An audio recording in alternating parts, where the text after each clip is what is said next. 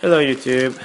Today, as promised, I ordered the Thunderbird i5 LTE from fastcardtech.com.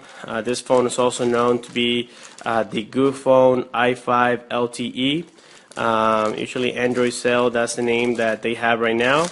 It took quite a while to get it. I ordered this on the 3rd of December.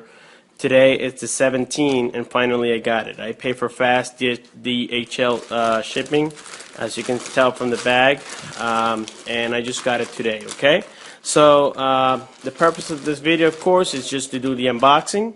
I will be going through the review with the original iPhone 5 later at a different video.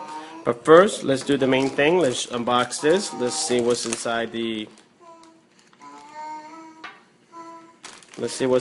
bag. Okay. Alright. It came in this box. Okay. Hopefully the phone does have the original box on the inside. You're going to find that out in just a moment. It looks like it. I believe I can already see